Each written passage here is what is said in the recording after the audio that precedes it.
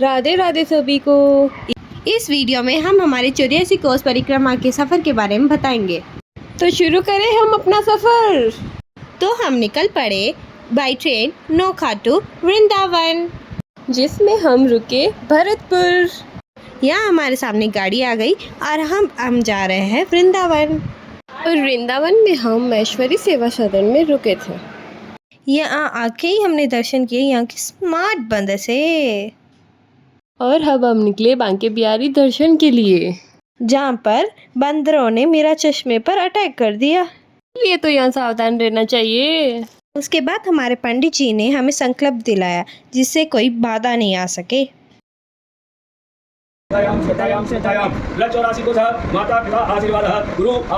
संकल्प के बाद अब हम निकले मथुरा जी के लिए।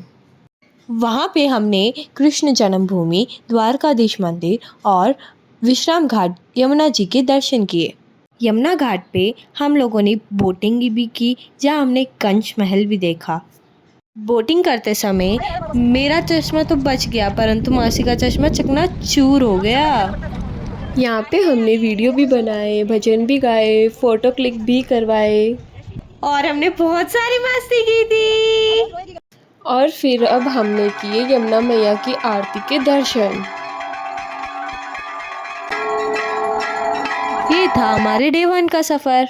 अब शुरू हुआ डे 2, जहाँ हम निकले सुबह 4 बजे निधिवन मंगला आरती के लिए, जहाँ पे आज भी भगवान रास रचाने रोज रात को आते हैं। यहाँ हमारी मासी ने सेवा भी की। फिर हम निकले मानसरोवर, जहाँ राधा रानी मान करके बैठ गई। फिर हम निकले भांडेरवन, जहाँ राधा कृष्ण जी का विवाह हुआ था ब्रह्मा जी के द्वारा। फिर हम पहुँचे वंशीवट। यहाँ पर भगवान सबकी परीक्षा लेते। यहाँ हमें बांसुरी, ढोल, तबले की आवाज़ सुनाई देती है। वहाँ पे हम महालक्ष्मी जी के मंदिर पे गए। वहाँ पे महालक्ष्मी जी ब्रजवासियों से क्षमा याचना भी कर रहे थे। फिर हम निकले वृंदावन के मंदिरों के दर्शन के लिए। ये है तटिया स्थान, जहाँ आज भी सतयुग प्रथा का चलन चल रहा है। यहाँ के बंदरों को चॉकलेट खाना भी आता है, पर्स चुराना भी आता है, चश्मा लेना भी आता है। यहाँ के बंदर तो बहुत स्मार्ट है।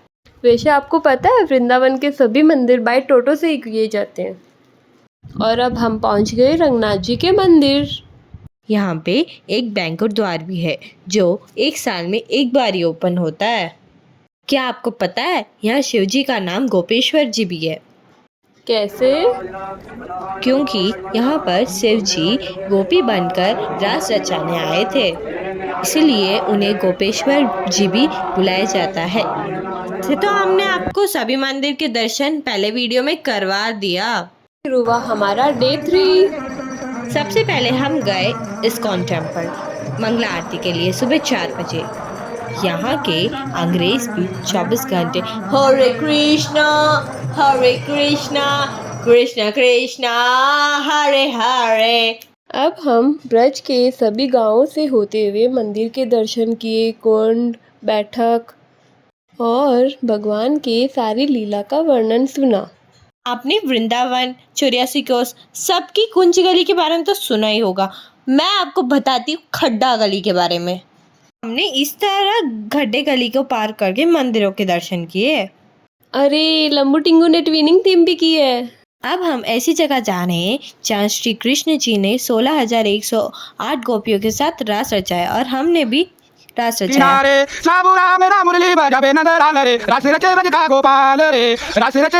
अब हम जा रहे हैं ऐसी जगह जहाँ से होली का पर्व शुरू हुआ था और यहाँ आज भी होली खेलाई जाती है। हम भी तो वहाँ खेल के आए थे। हम चले बिनानी होटल में खाना खाने के लिए। वहाँ का खाना बहुत ही टेस्टी था। उसके बाद हम गए 21 किलोमीटर गिरिराज जी की परिक्रमा के लिए। हमारे पंडित जी हर कुंड में जाके संकल्प दिलवाते थे और जल का आचमन भी करवाते थे। अरे बाप रे, यहाँ के बंदर भी भगवान में इतने लीन रहते हैं। परिक्रमा करते करते हमने इनको केला खिलाया। अब हम चले वृंदावन की 4 धाम के दर्शन के लिए। प्रेम से बोलो जय माता दी। सारे बोलो जय माता दी। मिलकर हम आ गए वैष्णो धाम। वैष्णो देवी धाम के साथ साथ सनी धाम, राधा कृष्ण धाम, शिव धाम और गंगा जी हरिद्वार के दर्शन भी किए। अब हम चले वैष्णो देवी की गुफा में, जहाँ हमने 9 देवियों के दर्शन भी किए, उनके वर्णन के बारे में भी जाना। अरे अरे अरे, मैं इतनी दूर तो पहुंच गई, परंतु एक बात बताना तो भूल ही गई। वो क्या रे? यहाँ में 4 चीज बहुत ज्यादा फेमस है। कौन सी 4 चीज रे? नंबर 1 मंदिर, नंबर 2 बंदर, नंबर 3 वन, नंबर 4 पंडा जी। अच्छा। मारवाड़ी लोगारी तो बात ही कोई और है। भले इकट्ठे ही जा परो, भुजिया पापड़ मूढ़ी अचार तो जरूरी है, कपड़ा हूँ ज्यादा ही। अब शुरू हुआ हमारा डे 4। अब हम ब्रज के 4 धाम के लिए निकल पड़े हैं। कौन से 4 धाम? अरे बुद्धू, इतना भी नहीं पता? बद्री धाम, गंगोत्री, यमुनोत्री, केदारनाथ। अरे वो यहाँ कहाँ है? वो तो उत्तराखंड में है ना। जितना उत्तराखंड का है उतना ही इधर ही। यहाँ तो भगवान स्वयं 4 धाम लेके आए हैं। अरे आपको ये भी नहीं पता, 4 धाम के साथ साथ भगवान सारे तीर्थ भी 84 कोस परिक्रमा में लेके आ गए।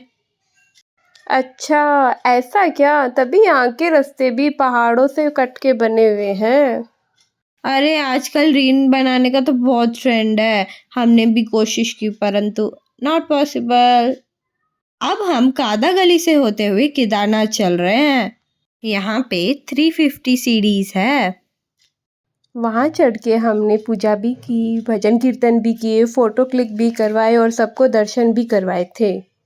अब हम चले चरण पहाड़ी की ओर, जहाँ श्री कृष्ण जी के चरण आज भी है। अब हम आपको लेके जा रहे हैं फिसलनी शिला पे, जहाँ भगवान छोटे में फिसल पट्टी खेलते थे।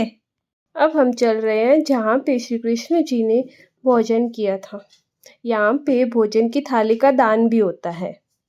84 कोस परिक्रमा में बैठक करनी बहुत ज़रूरी है। यहाँ हर बैठक में कुछ ना कुछ चढ़ाया जाता है। रात को हम सैर करने के लिए निकले, जहाँ हमने ये देखा।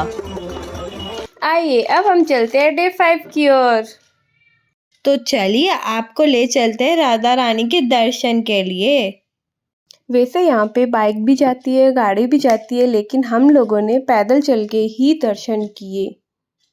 आपको पता है, यहाँ राधा रानी जी अपनी सखियों के साथ रास भी रचाया करती थी।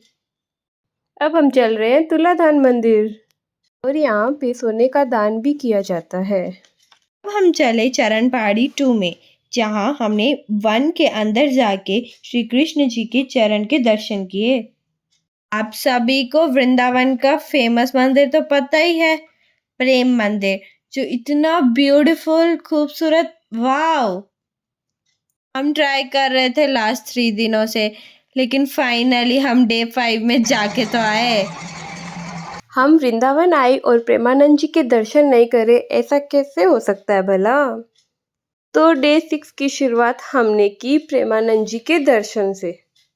हम गाड़ी में बहुत मस्ती करके आए, सोते खाते पीते भजन सुनते, बहुत मजा आया। वैसे हम जहाँ भी मंदिर में गए, बैठक में गए, वहाँ के पंडित जी हमें ऐसे बैठ के ही वहाँ की लीलाओं का वर्णन बताते थे, सुनाते थे। अब हम जा रहे हैं यमुना मैया के किनारे, जो दाऊ जी ने खींचकर बहुत दूर कर दी, इसलिए उनका नाम पड़ गया एंची दाऊ जी। अब हम चल रहे हैं अक्षयवट और चीर घाट के लिए। अक्षयवट में श्री कृष्ण जी ने सालिग्राम जी को अपने मुंह में ले लिया था, और रंगाबिला ने झूला देखा ही नहीं, टूट पड़ गए। आइए अब बताती हूँ चीर घाट के बारे में। यहाँ श्री कृष्ण जी ने गोपियों के वस्त्र चुराए, इसलिए हमें यहाँ चीर दान करना चाहिए। अब हम आपको एक ऐसा कुंड दिखाएंगे जिसमें ब्रह्मा जी ने सभी ग्वाल बालों को उसमें छुपा के रखा था। चलिए अब हम चलते हैं वृंदावन की परिक्रमा की ओर। यहाँ हमारे 2 ग्रुप हो गए, एक ग्रुप ने पैदल यात्रा की और दूसरे ग्रुप ने ऑटो रिक्शा से यात्रा की। यहाँ पर पैदल यात्रियों ने बैठकर कीर्तन भी किया। अच्छा, हम बहुत थक गए थे, इसलिए हम लोगों ने रूम में ही मंगवा लिया खाना। डे 7, जो हमारी परिक्रमा का लास्ट डे। सबसे पहले हम गए लोहवन, यहाँ लोह का दान होता है। अब हम चले गोकुल नंद महल में। वहाँ पे वासुदेव जी श्री कृष्ण जी को नंद महल लेके आए थे और सारी बड़ी बैठक भी यहीं पर है। साथ साथ हम चल रहे हैं रमन रेती में, जहाँ श्री कृष्ण जी मिट्टी में खेला करते थे। वहाँ हाथी आरती भी की जाती है। वहाँ हमने मिट्टी से बहुत मस्ती की, खेला कूदा और वहाँ घर भी बनाए। हाँ, भले आप कितनी भी मिट्टी लगा लो, लेकिन यहाँ की मिट्टी ब्रिज में ही रह जाती है। रमन रेती के बाहर एक जू भी बना हुआ है, जहाँ पे मासी ने हाथ से दाना खिलाया था हिरन को। फिर हम चले ब्रह्मांड बिहारी जी मंदिर, 84 खम्बा, जहाँ यशोदा मैया का महल है। उन्होंने 9000 गायों की देखभाल की। चिंताहरण मंदिर। उसके बाद हमने एक मीटिंग रखी, जहाँ हमने खाना का डिस्कशन किया। उसके बाद हम हमारे पंडित जी के घर गए और हम घोड़े बेच के सो गए। अब हम चले ब्रज के राजा के मंदिर। यहाँ से हमारी 84 कोस परिक्रमा समाप्त होती है। और पंडित जी ने अपने घर बुला के हमारी यात्रा को संपूर्ण किया। तो अब हम चले बंदी आनंदी देवी मंदिर। जो कोई नहीं बोल पाता तो बंदी देवी को चांदी की जीप चढ़ाई जाती है और यहाँ श्री कृष्ण जी और बलराम जी का मुंडन भी हुआ था। हमारे पंडित जी और गाड़ी वाले लोकेश भैया बहुत अच्छे थे। उन्होंने बहुत अच्छे से हमें दर्शन करवाए। ब्रज 84 कोस में 3 राज्य लगते हैं, हरियाणा, उत्तर प्रदेश और राजस्थान। इसकी पूरी यात्रा 252 किलोमीटर में फैली हुई है। इसमें 24 बैठक, 12 वन, 24 उपवन और बहुत से कुंड सरोवर से होते हुए यह परिक्रमा समाप्त होती अब हम है। चले अपनी घर की ओर। Vrindavan to Mathura, Mathura to Bikaner, Bikaner to Nokha. हमारी ब्रिज 84 कोस परिक्रमा बहुत ही अच्छी रही। एक बार फिर से आपको राधे राधे। राधे राधे।